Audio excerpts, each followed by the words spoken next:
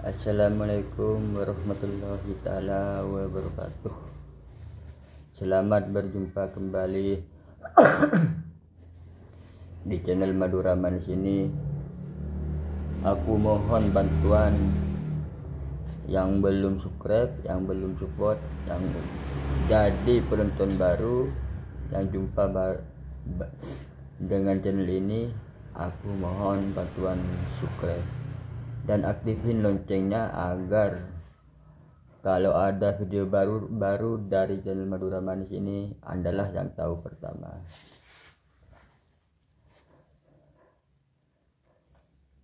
Dan bagikanlah ke semua grup kalian agar bisa bermanfaat apa yang aku sampaikan. Bantu like, komen.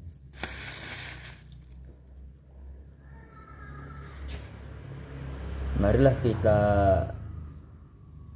tingkatkan amal ibadah kita, amal kebaikan kita, dan jangan lupa sholat 5 waktunya atau sholat malamnya, sholat sunat maksud aku. Dan ingatlah kematian kita, karena kita ini nggak tahu kapan kita mati, umur berapa kita mati di mana nggak tahu. Itu udah rahasia Allah Subhanahu wa Ta'ala. Amal, rezeki, kematian udah rahasia Allah Subhanahu wa Ta'ala.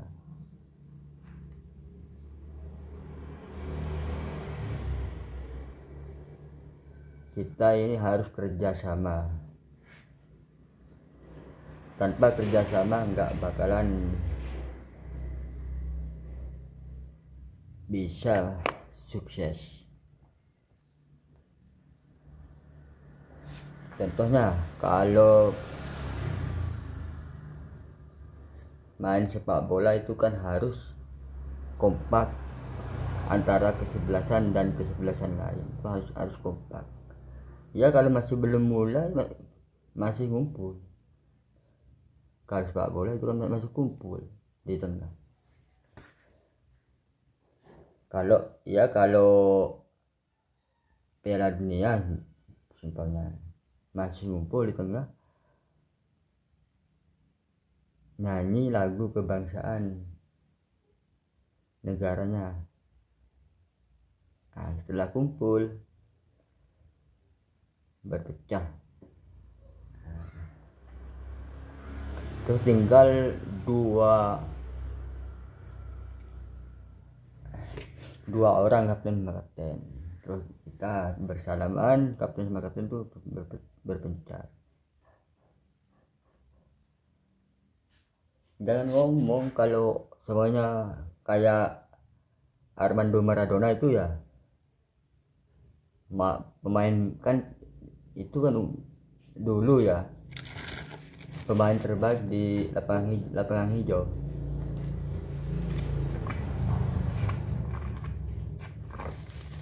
Tapi kalau nggak kerjasama nggak bakalan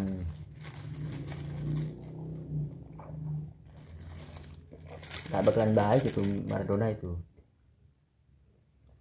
Walaupun nggak kerjasama ya nggak bakalan baik. Karena opera itu ya, kita ini cuman soalnya satu orang yang hebat mainnya, terus yang lain tuh duduk aja, nggak bakalan kalau satu orang ngelawan 11 orang remek.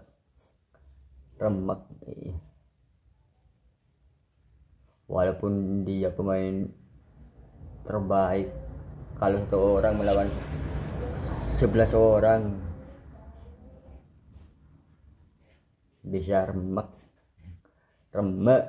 ya, hancur. 1 lawan 11 nggak bakalan bisa kalau nggak kerjasama. kayak Ronaldo berhasil, Ronaldo udah 5 itu kan, itu pemain terbaik. Coba dia suruh main sendiri terus melawan 11 orang, gak bakalan menang. Kalau nggak kerjasama nggak bakalan ada pemain yang terbaik. Kalau cuman sendirian nggak bakalan nggak ada pemain terbaik. Karena pemain terbaik itu ya kesebelasan itu kompak. Nah, kayak kita ini, kita harus kompak untuk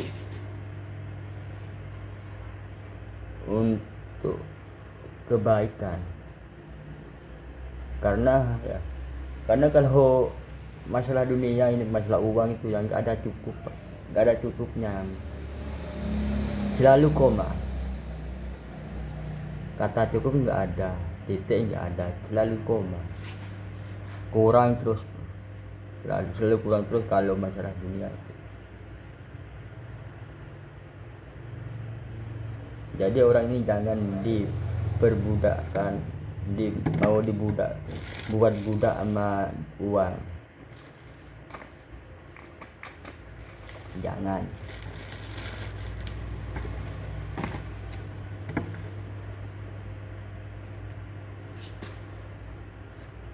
Dan kalau orang kaya itu kebanyakan ya, kalau punya uang 1 juta masih kurang, kepengen punya 2 juta. Kalau udah punya 2 juta kepengen punya 4 juta. Nah itulah kalau di dunia ini nggak ada cukupnya kalau masalah uang.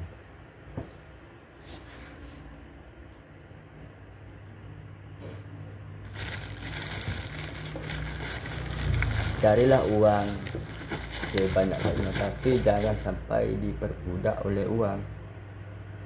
Kalau uang udah didapat, bikinlah, bantu pembangunan masjid, pembangunan madrasah, pembangunan pondok, agar pahala kita bisa mengalir sewaktu kita mati. Kalau buat bantu masjid, pasti mengalir pahala kita kalau udah mati. Karena di masjid itu ya tempat orang beribadah, tempat orang sholat. Pasti kalau kita nyumbang pembangunan masjid, kalau kita mati, kalau ada sholat, pasti kebagian pahalanya, udah pasti itu.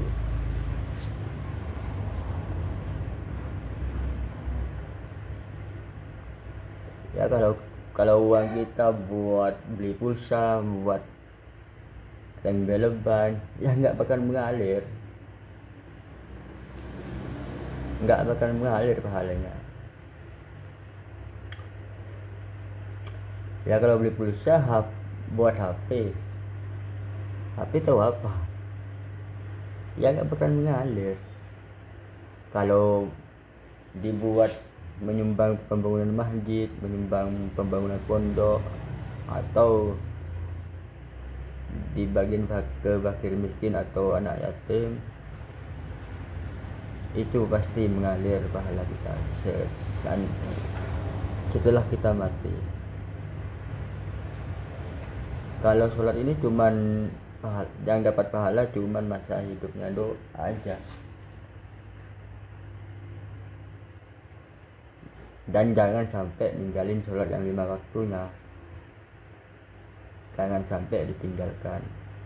Kalau udah waktunya sholat, harus sholat,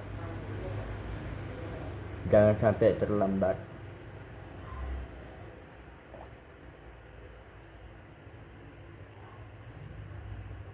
Karena sholat itu udah harga pas, nggak bisa ditawar lagi. Walaupun kita sesibuk apapun pekerjaan itu, tinggalin dulu, sholat dulu. kalau udah masuk waktu sholat ditinggalin pekerjaan itu. Setelah kita sholat sudah selesai, kerja lagi.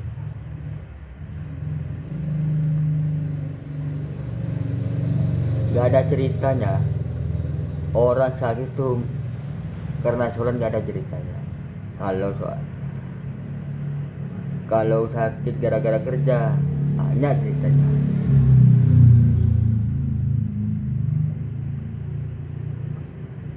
Soalnya kalau waktu sholat sama kerja itu lebih banyak dari lebih banyak waktu sholat waktu kerja daripada sholat. Sholat itu paling lama itu udah 5 menit sama dikirnya.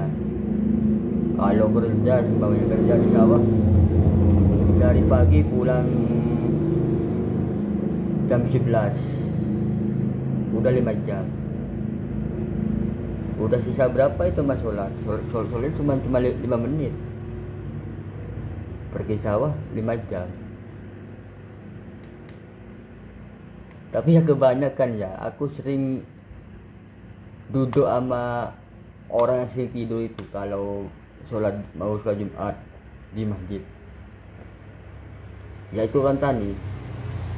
Kalau waktu ngarit, waktu kerja sawah gak pernah ketiduran. Aku ya nggak pernah ke sawah, tapi ya kalau ada ikut istri ke sawah, aku sering jumpa sama orang itu yang sering tidur kalau hari Jumat di masjid, mau sholat Jumat di masjid itu sering tidur itu. Tapi kalau ngarit kerja sawahnya nggak pernah tidur, walaupun berapa jam nggak pernah tidur.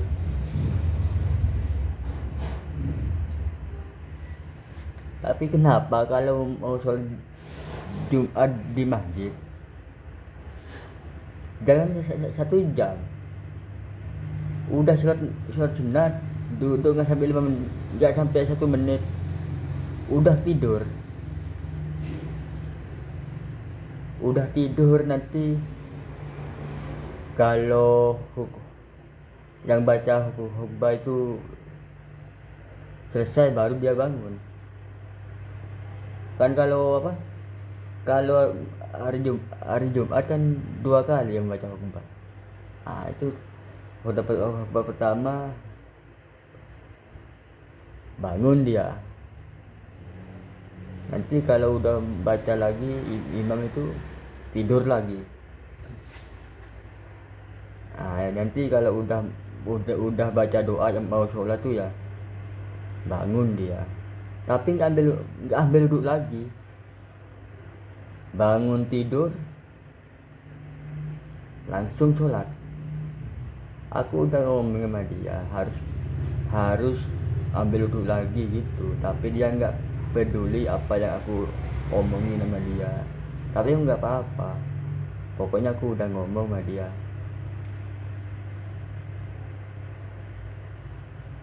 Katanya dia, kamu masih muda tahu apa ya. Bener, aku lebih muda dari kamu gitu aku. Tapi kalau udah tidur mau sholat gak ambil wudhu tuh gak sah gitu aku.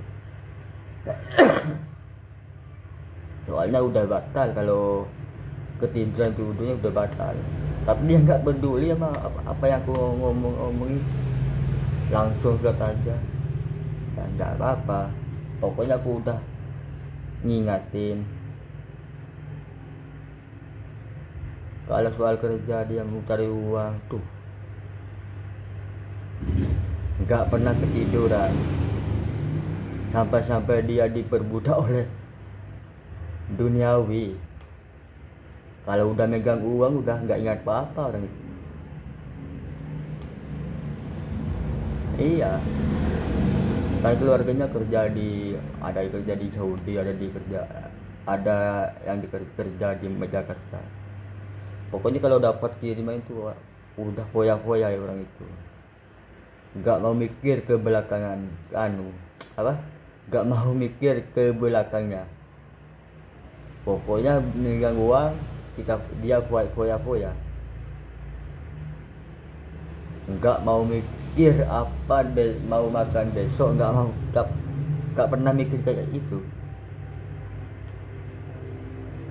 Nanti kalau udah habis uangnya dia udah repot, mau beli rokok udah repot.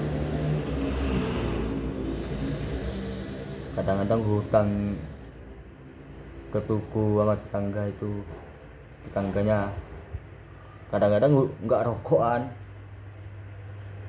Ya kalau punya uang dia foya-foya, nggak ingat apa-apa, nggak ingat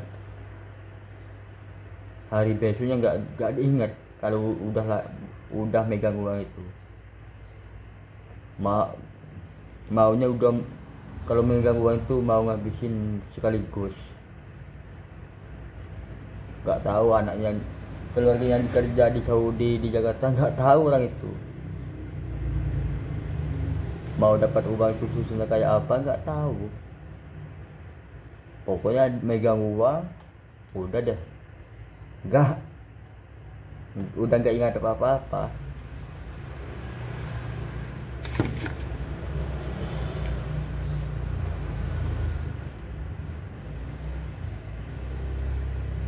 Ya kita ini harus saling rukun, saling mengingatin.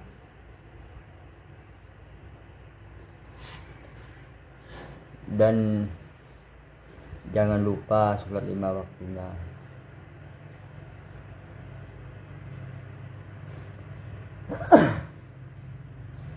Kita boleh kerja cari uang yang banyak, nggak apa-apa, asalkan jangan diperbudak uang. Kalau udah diperbudak uang itu kerjaan setan. Karena kalau udah diperbudak uang itu ya nggak ada cukupnya, nggak bakalan ingat ama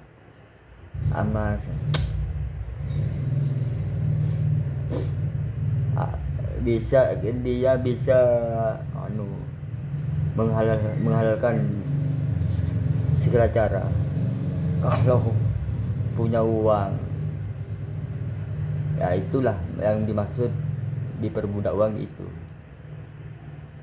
Cara apapun dihalalkan, walaupun ya berzinah, ya bikin halal, tak boleh.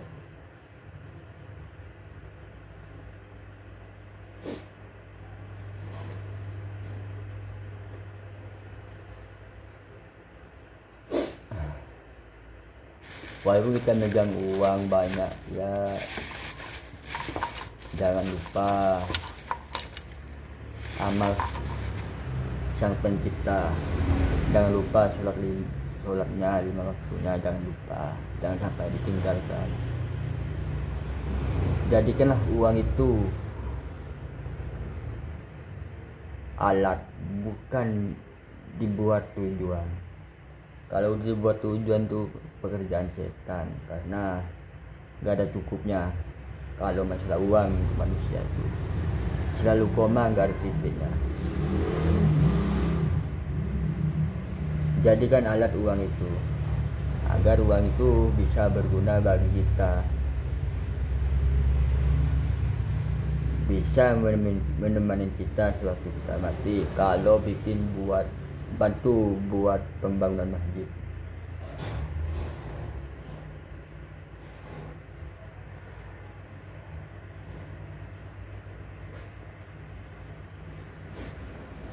jangan kalau punya uang jangan menghalalkan segala macam. Ya udah, dulu durasinya udah mau masuk ke 20 menit. Semoga bermanfaat apa yang aku sampaikan, dan aku mohon maaf kalau ada perkataanku yang salah atau menyinggung saudara-saudaraku dimanapun berada. Aku minta maaf, dan semoga bermanfaat apa yang aku sampaikan. Sampai di sini dulu. Selamat berjumpa di konten berikutnya. Assalamualaikum warahmatullahi taala wabarakatuh.